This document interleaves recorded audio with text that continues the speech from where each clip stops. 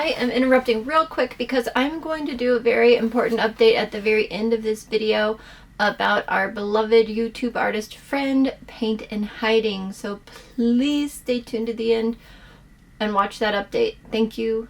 Hello, my art-loving friends. As you probably heard in my last video, or the video when I showed all the gifts I received, I am leaving town very soon. And the thought of leaving this gouache at home just breaks my heart. So I pulled this out. This is something I've had in my I need to get to drawer for at least a year, maybe two. And it's the Portable Painter Classic Plus, because the Plus one comes with all these little extra pans. And I have no particular specific use for this palette yet. I can't get it out because it's stuck on everything. There we go. And I thought it would be great to put some of this gouache in there because one of my viewers commented that she did that and it re-wets really well. And she added a drop of glycerin, just one drop of glycerin into her pans. So I can't fit all of these. I don't think anyway. I haven't counted how many wells I'll have if I use these little extra pans, but I can't take them all, but that's okay because I don't love every color anyway. Well, maybe. I kind of love color in general, so that's probably pretty inaccurate for me to say. But, oh, it has some of the little ones in it already. So 12, 14, 16, 18. All right, 18 out of the 24 colors. Although I might need to add 2 with white, or probably pull out and make a bigger white. I'm not going to use this very much on the trip, but it would be nice if it was useful for more than just one trip, so useful in the future. So I might do that, but that's the plan today. I hope you'll stick with me and join me in this little journey of filling this palette, seeing how it goes. I only have 2 days until I leave, so it's not going to dry in 2 days, I don't think. I have no idea for sure. So I'll just leave it flat along with some other things I'm taking with me that aren't going to be dry and I'll have to leave flat. But I can do that because I have a big camp trailer. It's not big, it's a small camp trailer I'm bringing, but there's plenty of room in it to leave things flat. All right, those up on the top are the colors I picked, and these are the colors I decided to leave behind for now. It's great that it holds so many colors because I don't think I'll be wanting for any color. At least I don't think so right now. We'll find out when I actually go to use it. And as usual, it always takes me a little bit to figure out how I want the palette arranged. I knew where the white was going. That one was obvious, but this one is 6 across, 3 down, and I always like the colors to be in a certain order, even though I sometimes change it up from palette to palette, which I find interesting. But I am deciding lately, I kind of like my greens closer to the browns. I kind of have like earths near each other, and it'd be kind of neat to have the yellows with them too, but I don't tend to do that. It doesn't seem to work out for me to keep the yellows near them, but we'll see how this one turns out. It's kind of fun. Well, I think it's fun, but when we actually go to use it, we'll see how well that works. So spending way too much time figuring this out. But it's really fun. I swear some of the most fun I have in my studio is when I'm setting up a new palette. Anyone else? It's just, I don't know, really rewarding. I don't even know how to describe it. But anyway, after much deliberation, I finally figured out the order that I want them in, and I will share this with you. I did have some binder separation on some of them, which is such a bummer. Didn't realize it at first, so of course you start pouring the paint into the pan and then have to deal with it, but kind of figured it out towards the end there. This one here is Leaf Green, Light Fast of 2 out of, I think, 4, PY3 and PG7. I love this green. It's bright, beautiful. I can't wait to use it. I actually did use it in a painting, which you'll see later on the channel, but not from the dry palette. I used it from the tube wet. This next one here is Olive Green, Light Fast of 3, PY74 and PG7. So Light Fast of 2 is still considered good light fastness, but that's 2 levels down from the 4, so I'm not sure how much I would trust it on the wall. This one here is Permanent White. It's a PW6 light fast of 3, which I find interesting because their light fast rating, like I just said, goes up to 4, but their white is only light fast 3. I'm gonna have to test these in the window myself, of course. This one's Lemon Yellow, light fast of 2, and it's a PY3, which is why the light fast 2 rating. I just love lemon yellows. I tend to use PY3s a lot, so hopefully that doesn't get me into trouble later, but I am gonna make a light fast palette later.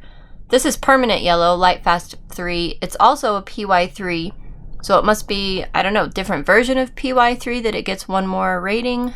This is Permanent Orange, light fast 3, PY74, and PO13. And then I couldn't help myself, I wanted another orange, so I have Brilliant Orange, light fast 2, and this is just plain PO13. And that one I could see the binder on the top, so I am trying to push it in, even though it's off screen there, with a toothpick and mix it, but I still get quite a bit of binder in the pan and have to stir it later. Kind of a bit of a mess actually, but hopefully it'll turn out. You see the bubbles in the pan? Ow, just a mess. So I either needed to stir it more with the toothpick, or what I did later is start putting the lids on and massaging the tubes with my fingers. And I don't know, it's hard to do when they're super full, but not very happy about that part of this whole operation, but that's okay. This is Opera, light fast 2, and it's AR52 for its pigment. This one is Carmine, light fast of 3, PR17. Beautiful color. I love the Opera too. This is Alizarin Crimson, light fast of 3, PR83. I was excited to see Alizarin Crimson in there because it's one of my most favorite colors when I oil paint. I'm going to follow that up with the Violet. This is light fast of 3, and it's a PV15. I love having a purple in my palette, and with 18 slots to fill in, or 17 if I did 2 whites, I think, it's perfect. You get so many colors. This is Aqua Blue. Beautiful, isn't it? Light fast 3, unfortunately, binder. PB15:3 and PW6. We're going to come to Ultramarine Light here next. Light fast of 4, PB29, as you might expect.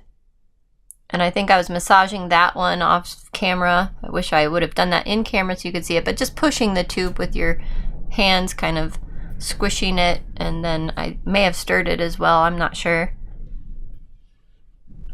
And then one of my favorite colors is coming up next, Prussian Blue. It's not always that light fast, you know the controversy along Prussian Blue, but this is light fast 3 according to them, and it's the usual PB27.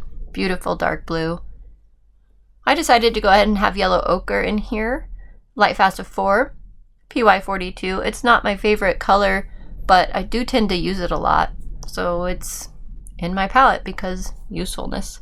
This is Burnt Sienna, light fast 4, binder mess, PR101 and PO34, if I'm reading my handwriting right. That's a weird 3 I wrote, but I think it's PO34. I don't have the tubes with me right now, but pretty sure that's what it is. Yeah, the binder. Oh. So, or it's either the binder or I'm trying to get some of the paint out of the lid. I use the toothpick sometimes. Yeah, I'm trying to get the paint out of the lid, but you can see the binder in the pan, so that one was kind of a mess. If it weren't for the binder problem with these gouache paints, I would have been much happier. It wasn't my greatest first introduction to them, but oh well, we'll see how it continues. This is Burnt Umber. Way too much binder. Just a mess. I end up having to pull it out with a paper towel, soak up the binder, and then kind of re-pour paint. But it was still super thin, even after I mixed it, after I massaged it. Very thin still. So I wasn't even sure this Burnt Umber, which is a PR101, would set up in this dry gouache palette. But it appears to have set up. I've pushed on it since I've been on my trip here, and it's okay. I haven't used it. I haven't tried to pull out the brown and use it, but I will here in the next week be using these paints. You can see the mess it made because it was just so thin. It was just kind of going everywhere. Plus I rolled up the towel that I was using to soak up the binder in my hand in just the wrong way and got it all over myself. But yeah, I wasn't even sure I was going to put more burnt umber in the pan because like I said, I wasn't sure it was going to set up, but I'm like, well, if I'm going to paint with this, I really like having my dark brown, so I needed to try it.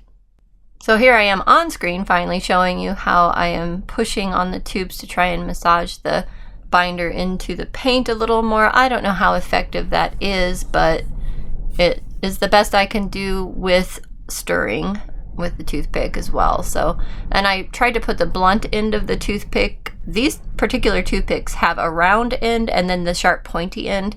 So I turned them around to put the round end down into the tube, so hopefully I wouldn't poke through it. And as far as I can tell, I succeeded in not poking through the tubes. So keep that in mind if you're going to stir your tubes, that if you use something sharp, it might poke through the aluminum. So there I poured more in, but I hope you can see how thin it still really is and the lovely mess that was my hands afterwards. So after this point, I just tried to look at the ones that had a bunch of binder in them, stir them, and then kind of top off my pans because I didn't get some of them fully topped off. I knew this paint would dry down. My ideal way of doing this would be to let it dry down, come back in with the tube paint, squeeze into all the cracks that form in the holes, and go from there. But I didn't have time to do that. So what I did do later in this video is, after stirring and topping them off, I put 1 drop of the vegetable glycerin in each pan and then stirred them with toothpick so that glycerin was really immersed in the pan, and then let them sit. And they still cracked a lot. They're not falling out right now, but I will show this palette to you again in a video in probably a week or so. So you'll see it, don't worry. You don't see it in this video, I just don't have the footage of it right now, but because I haven't done it yet. But you will see it, and have no fear. I will keep you updated. So thank you so much for hanging out with me. Remember, I have an update at the end about V, paint and hiding. It's very important that you listen to if you can. And I will see you guys in the next video. It's going to be a fun one. All of them are going to be fun because that's why I do this. All right. Bye for now. Okay, so some of us have known that V over at Paint and Hiding, I'm not sure if you follow her channel, but she's just really sweet, down to earth, very knowledgeable, and her videos are so professionally done. I just love them. However, she hasn't posted in a while because Thailand had some natural disasters, and I don't know all the details. I don't keep up on it as well as I should probably. However, it has come to our attention that she's in trouble. So I don't know what all we can do, but I have started a GoFundMe. I don't even know if she will accept any money from a GoFundMe, but I want to try. I want to try and help her in some way. I saw a post where she's selling all of her art supplies, all of them. And it just breaks my heart. So please, if you have $1 to give, $5 to give, whatever you can give in the GoFundMe, please check out that link in the description box below. I'll also put it up on the screen here. Again, I have no idea if she'll even accept money from us through a GoFundMe. So if for some reason she doesn't, I will find a way to refund your money. I'm thinking she would accept it if it's given in good faith from all of us. So please check the link out. We'll get that money over to her. I'll leave it open for a couple of weeks. Well, I could leave it open indefinitely and just keep giving the money to her, but I have to find a way to get it to her, and I have a feeling that that would work out because it needs to, right? It needs to. So let's support V over at Paint and Hiding and share the GoFundMe and spread the word if you don't mind, please. She needs help and we need to help her. Thank you.